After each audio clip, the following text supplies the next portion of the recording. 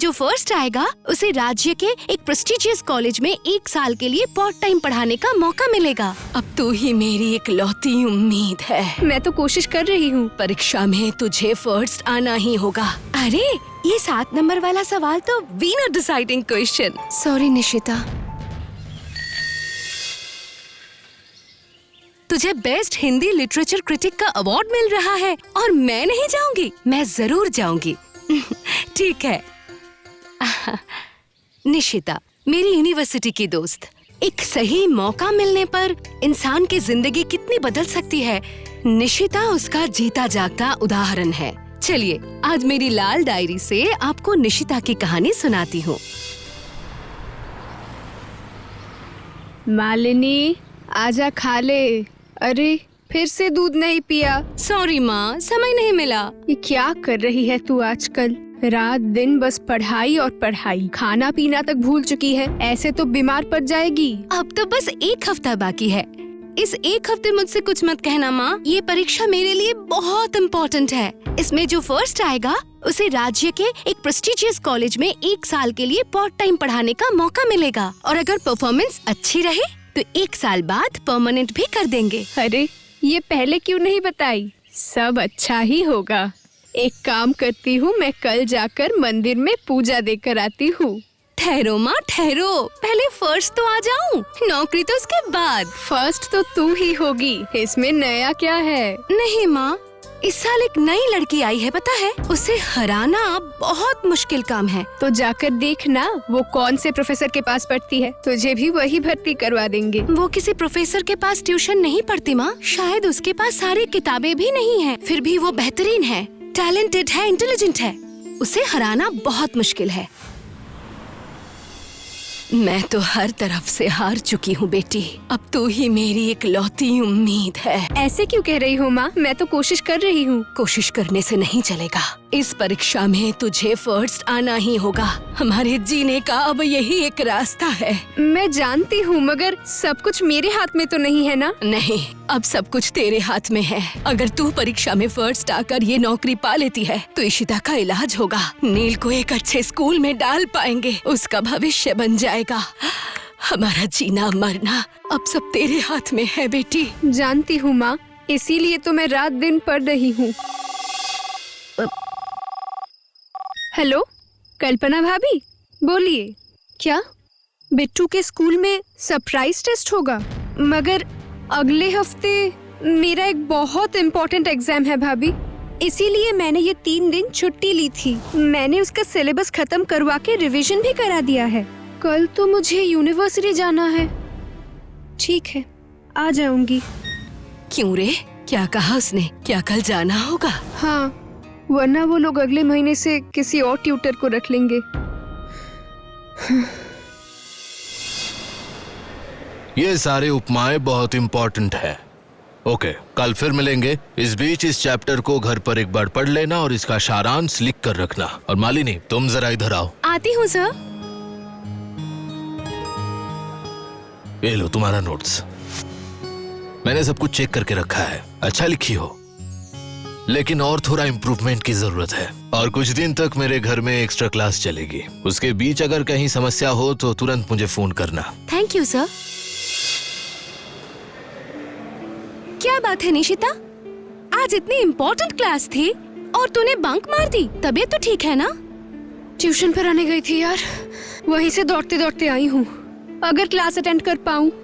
Traffic इतनी ज्यादा थी कि बस लेकर भी टाइमली पहुँच नहीं पाई। बस का भाड़ा भी पूरा बेकार हो गया। मतलब अगर क्लास नहीं होता तो तू चल कर आती? और नहीं तो क्या, आज तक मैं कितनी बार बस में आई हूँ गिन के बता सकती हूँ। 2 तरफे का बस भाड़े से अच्छा है एक रोटी ही खरीद के खा लूँ। समझ गई, चल कैफेटेरिया चलते हैं। अरे नहीं नहीं, मुझे कुछ नहीं खाना, बस डीके सर का क्लास नोट्स अगर मिल जाए तो बहुत अच्छा होता। तुझे खाना नहीं है, मैं खाऊंगी और तू नोट्स लिखेगी, ठीक है? अरे बाप रे, कितनी मिर्ची डाली है। नहीं नहीं नहीं नहीं, ये मैं नहीं खा पाऊंगी। क्या हुआ? अरे मैंने हरिदा से कहा था कि मिर्च कम डालना, लेकिन उन्होंने इतना तीखा बना दिया है कि मैं खा ही नहीं सकती। सुनना, तू इसे खा ले।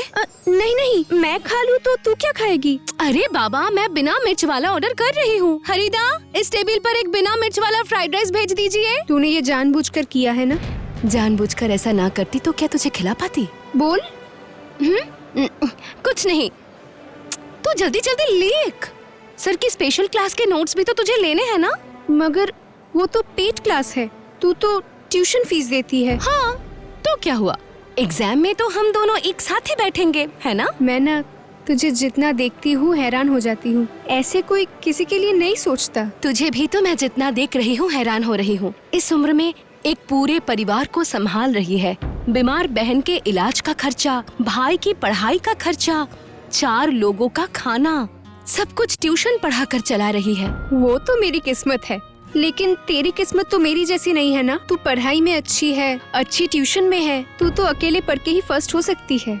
देख निशिता, मैं फेयर गेम में यकीन रखती हूँ, और फेयर गेम तभी होगा जब हम दोनों को बराबर के मौके और सुविधाएं मिलेगी। उसके बाद जो फर्स्ट आएगा वही उस नौकरी का असली हकदार होगा। ये ले तेरी कॉफी। कल एग्जाम है, आज रात को थोड़ा सो सकती थी ना? सोने ही जा रही थी, पर ऐन वक्त पर एक ऐसा सवाल सामने आया कि समझ ही नहीं आ रहा है इसका जवाब क्या होगा। मुझे शायद ये रेफरेंस बुक पहले पढ़ना चाहिए था। ओहो, अब क्या करेगी? हाँ, सोच रही हूँ सर को एक बार फोन करूँ। इतनी रात को? शायद वो सो रहे होंगे। तुम सर को नहीं जानती माँ, हमारी परीक्षा को लेकर वो हमसे भी ज्यादा फिक्र करते हैं। वैसे भी वो देर रात तक पढ़ाई करते हैं। लोग उन्हें यूं ही जीनियस नहीं कहते हैं माँ। तो फिर कॉल करके देख ले। बोलो Malini, any problem? Sorry sir, इतनी रात को डिस्टर्ब किया। अब असल में एक सवाल में मैं अटक गई थी, उसके जवाब को लेकर थोड़ी कंफ्यूजन है। थोड़ा समझा देंगे सर? जरूर समझा दूंगा, तुम क्वेश्चन तो बताओ।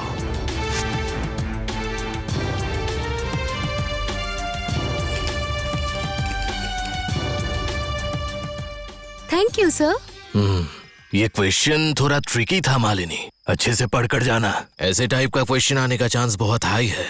बेसिक क्वेश्चंस तो सारे स्टूडेंट्स थोड़ा बहुत लिख पाएंगे, लेकिन ये सारे क्वेश्चंस है विनिंग डिसाइडिंग क्वेश्चंस। जी सर, आप चिंता मत कीजिए, मैं अच्छे से पढ़ लूंगी। सच कहूँ तो अगर आप ना बताते तो मैं इसका जवाब समझ ही नहीं पाती। Thank you sir. अरे ठीक है, अभी मैं रखता हूँ। Best of luck for tomorrow. Sir ने कहा कि ये बहुत इम्पोर्टेंट सवाल है, तो फिर निशिता को भी तो ये बताना होगा। वो जरूर रात भर जागकर पढ़ाई कर रही होगी। देखती हूँ एक बार फोन करके। आपने जिस नंबर पर डायल किया है वो इस वक्त नेटवर्क जोन से बाहर है। अब क्या होगा? उफ, मैं उसके घर के किसी और का नंबर भी नहीं जानती। अब मैं तुम लोगों को आंसर शीट्स दूंगा। सारे पहले अपना डिटेल्स लिख कर रखो। बेल पढ़ने के बाद मैं सबको क्वेश्चंस पेपर दूंगा। निशिता अभी तक क्यों नहीं आई? जरूर आज भी ट्यूशन पढ़ाने गई होगी। सोचा था हॉल में आने से पहले कल रात वाला सवाल एक बार डिस्कस कर लूंगी। May I come in, sir?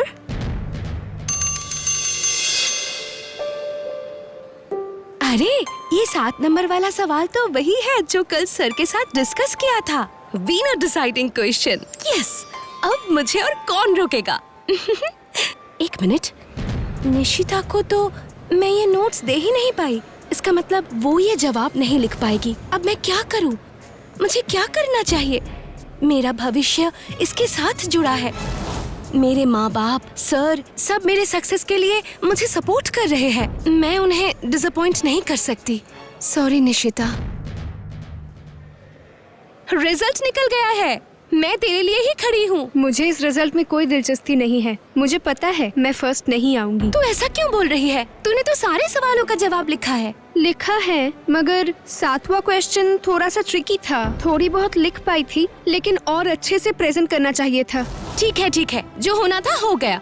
अब चल रिजल्ट देखते हैं। चल।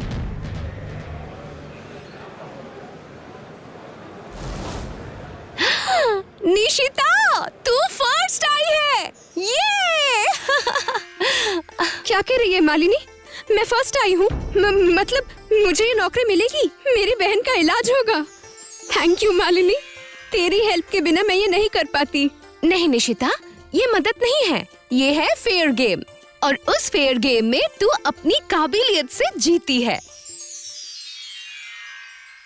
लेकिन क्या ये सच में फेयर गेम हुआ मालिनी? इस क्वेश्चन का आंसर तो तुम्हें पहले से ही पता था। और निशिता को नहीं पता था। वो इसलिए नहीं कि उसने पढ़ाई नहीं की थी, बल्कि इसलिए क्योंकि रिचार्ज खत्म हो गया था। वो ट्यूशन अफोर्ड नहीं कर पाई, इसीलिए। एग्जाम वाले सुबह भी वो ट्यूशन पढ़ाने गई थी, इसलिए उस दिन एग्जाम हॉल में मुझे सिर्फ एक ही बात सूझी। सॉरी निशिता, मुझे पता है अगर तुझे पता चला कि मैंने जानबूझकर सवाल छोड़ दिया है तो तुझे बुरा लगेगा, इसीलिए तुझे कभी ये पता नहीं चलेगा कि ये जवाब मुझे मालूम था। अगर छोड़ना ही है तो हम दोनों ही वो सवाल छोड़ेंगे, तभी तो वो फेयर गेम होगा। और ताज्जुब की बात यह है कि निशिता ने वो सवाल नहीं छोड़ा। जवाब ना पता होने के बावजूद उसने काफी हद तक सही लिखा। मैं होती तो वो सवाल छू भी नहीं पाती। बताइए, फेयर गेम हुआ या नहीं? वो सच में ज्यादा काबिल है। Well said. ये लड़की एग्जामिनेशन हॉल में ऐसा एक कांड किया है, सोचा था कि आकर बहुत डांटूंगा, लेकिन सब कुछ सुनने के बाद उसे मैं क्या बोलकर बधाई दूं, यही समझ में नहीं आ रहा है। मैडम, आपकी लड़की सिर्फ एक जीनियस नहीं है, वो एक सच्चे दिल का इंसान है। क्या आप उसके जॉब ना मिलने से बहुत निराश हो गए हैं? पहले ये बात सुनकर थोड़ा दुख तो हुआ ही था, लेकिन बाद में मैंने सोचा मालिनी के अंदर जो अटूट जिद है उससे वो अपनी जिंदगी में जरूर कुछ कर लेगी। लेकिन उसके इस डिसीजन से एक पूरे परिवार का इतना भला हुआ, उससे बड़ा अचीवमेंट और क्या हो सकता है। असल में एग्जाम हॉल में बैठे मेरे सामने चुनने के लिए दो ही ऑप्शन थे। एक, मेरा अपना उज्जवल भविष्य, और दूसरा निशिता के परिवार की वो 4 सदस्य। झूठ नहीं कहूंगी, एक पल के लिए ही सही मेरी जिद मुझ पर हावी हो गई थी। लेकिन जैसे ही निशिता की आंखों में आंसू देखे, दोनों ऑप्शन साफ नजर आने लगे। तब मुझे अपना डिसीजन लेने में एक पल भी नहीं लगा। मैंने उस दिन अपने भविष्य की जगह निशिता के परिवार की उन 4 जिंदगियों को चुना था, क्योंकि जिंदगी की कुछ जीत परीक्षा के नंबरों में नहीं लिखी होती, वे लिखी जाती है इंसानियत के पन्नों पर। आज के लिए इतना ही, अपना ख्याल रखिएगा। मालिनी भाभी की दिलचस्प कहानियों के लिए एनिमेट्रिक्स हिंदी को सब्सक्राइब करें और बेल आइकन प्रेस करना मत भूलिए।